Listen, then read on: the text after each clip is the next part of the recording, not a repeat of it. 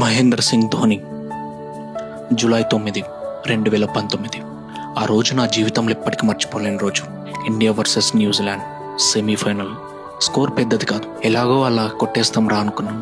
కానీ ఒక్కొక్కరిగా వికెట్స్ పడిపోతుంటే లోపలేదో తెలియని భయం. ఓపెనర్స్ నుండి మిడిల్ ఆర్డర్ వరకు టోటల్ కొలాప్స్.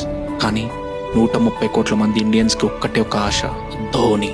ఇది నేను చెప్పే మాట కాదు, ఆ టైంలో గ్రౌండ్లో ఉన్న ప్రతి ఇండియన్ ప్లేయర్ కూడా అదే నమ్మారు. ఎందుకంటే ఇలాంటి సిచ్యువేషన్స్లో ధోని ఆడే ఆట వేరేలా ఉంటుంది. జడేజా అగ్రెసివ్గా ఆడుతుంటే ధోని కామ్గా స్ట్రైక్ రొటేట్ చేస్తున్నాడు. ఎందుకంటే అతని రోల్ ఏంటో అతనికి తెలుసు. గేమ్ని లాస్ట్ వరకు తీసుకెళ్ళాలి, ఫినిష్ చేయాలి. కానీ అన్ఫార్చునేట్లీ జడేజా అవుట్ అయ్యాడు. అక్కడి నుంచి ప్రెషర్ అంతా ఒక్క మనిషి మీద పడింది.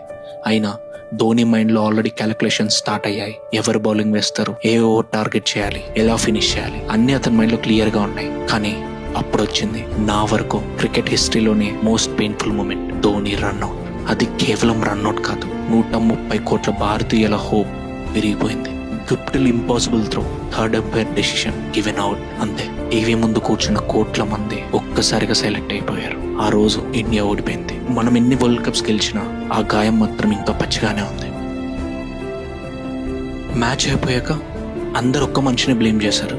Dhoni strike rate slow, Dhoni intent చూపించలేదు, ధోని షాట్స్ ఎందుకు ఆడలేదని. కానీ అక్కడ ఉన్న ప్రెషర్, ఆ పరిస్థితి, ఆ నెంబర్స్ వేరే.